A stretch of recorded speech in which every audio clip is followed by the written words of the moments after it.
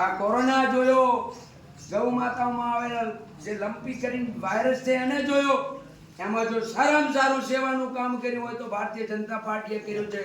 એ પશુ, પક્ષી અને માણસ પ્રાણી માત્રનું જો ધ્યાન રાખતી હોય તો ભારતીય જનતા પાર્ટી રાખે છે. આપણે જોયું ગૌ માતાની સેવા કરવામાં કંઈ બાકી રાખ્યું નથી. કોરોના વખતે હોસ્પિટલના આ ના જે કશું કરવાનું કર્યું છે. અને જળ ત્યાં જગદીશ હોય, જ્યાં પાણી છે ને ત્યાં ભગવાનનો વાસ છે. આપ બહુ સમજદાર છો બધાને.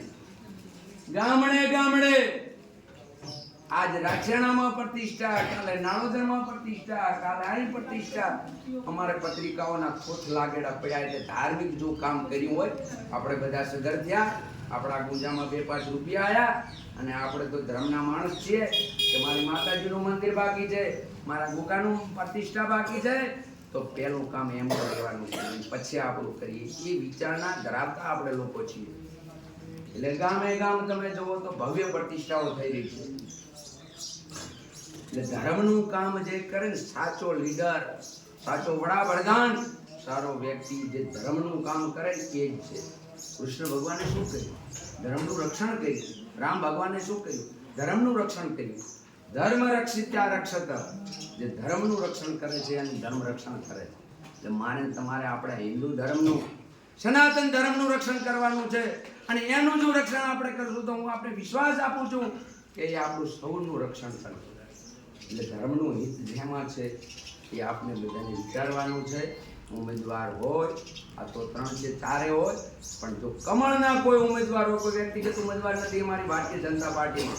અમારી ભારતીય જનતા પાર્ટીમાં માત્ર વ્યક્તિ નામ છે કમળનું. કમળ એ જ નિશાન છે. ભાઈ વરદાજી અને ભાઈ જેંગાભાઈ તો મારા જિલ્લા પંચાયતના સદસ્ય રહેલા છે. અને હું એમને વખાણાયા મંદિરમાં બે હું ખોટું નહીં બોલું. એમણે મારા ગામના વિકાસમાં એમની યથાશક્તિ કામ કર્યું છે. અત્યારે દિવાલો તમને રોડે હેડતા ને જો કોઈની ગ્રાન્ટમાં આવી હોય તો ભાઈ શ્રી જેંગાભાઈ આવી છે. અને હું જે કંઈ બોલીશ એ આ મંદિરમાં બેઠો છું, રામચંદ્ર ભગવાનના મંદિરમાં બેઠો છું, સત્ય જ બોલીશ. આમ પેલી વાતો આપણે નહીં આવડે. 450 વર્ષ જૂનું જો રામ મંદિરનો મુદ્દો ચાલતો હતો, અનેક લોકોએ બલિદાન આપ્યા, અનેક કાર સેવકો હોમાઈ ગયા, અને આજ દિવસ સુધી મંદિર થતું નતું. ને કોંગ્રેસ વાળા એમ કહેતા હતા કે તારીખ બતાવો. તારીખ નહીં, હું હમણાં જ 2 મહિના પહેલા ગયો છું અયોધ્યા. ભવ્ય જો રામ મંદિર બનાવવાનું કામ કર્યું હોય તો ભારતીય જનતા પાર્ટીએ કર્યું છે. આપણો ઈષ્ટદેવ છે જે તંબુમાં બિરાજમાન હતા. અને આપણી ભારતીય જનતા પાર્ટી જ્યારે બની ત્યારે અમુક જે નિયમો, અમુક જે વસ્તુઓ કે અમે આ કરીશું, એમાં આ મુદ્દો પહેલો હતો કે અમે જો ભારતમાં સત્તામાં આવશું, અમારી સરકાર જો દિલ્હીમાં આવશે તો ભવ્ય રામ મંદિર અમે બનાવશું. અમારી સરકાર જો બનશે તો કાશ્મીરમાંથી 370ની કલમ અમે હટાવીશું. અને મિત્રો તમને કહેતા મને આનંદ થાય છે, આપ પૂછી લેજો કે ભવ્ય રામ મંદિર પણ બની ગયું છે અને 370ની કલમ પણ નાબૂદ થઈ છે. બધા કહેતા હતા કે 370ની કલમ હટશે ને ત્યાર તો લોહીની નદીઓ વહે છે. અરે એક ટેપું નથી પડ્યું, ટેપું અને આરામથી બધાને વધાર્યા અને 370ની કલમ નીકળી ગઈ. કાશ્મીર જે આપણાથી અલગ હતું એ હવે ભારતમાં વળી ગયું.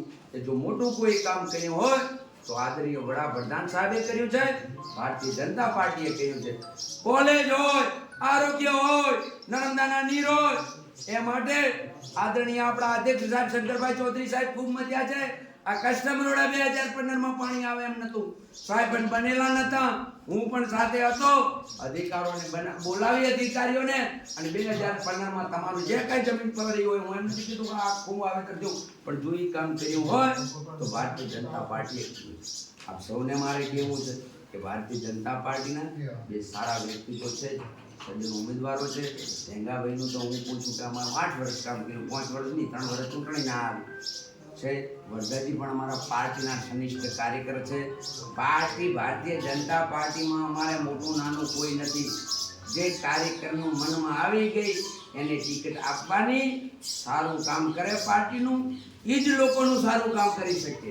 હું ધારો કે ભારતીય જનતા પાર્ટીનું છું, ભારતીય જનતા પાર્ટીનું સારું કામ કરું તો ભારતીય જનતા પાર્ટી એમ કે આ ભાજપનું સારું કામ કરશે તો લોકોનું પણ સારું કામ કરશે, લોકોનું પણ કલ્યાણ થાય એવું કામ કરશે. આપ સૌ સજ્જન છો, બહુ સમજદાર છો. હિન્દુ સનાતન ધર્મને જો એક રાખવાનું હોય તો આપણે સૌએ ભારતીય જનતા પાર્ટીને મોટી કરવી પડશે. આમ તો મોટી છે જ, પણ આદરણીય નરેન્દ્ર મોદી સાહેબના, આદરણીય શંકરભાઈ ચૌધરી સાહેબના અને આદરણીય સ્વરૂપજીના હાથ મજબૂત આપણે સૌએ કરવા પડશે.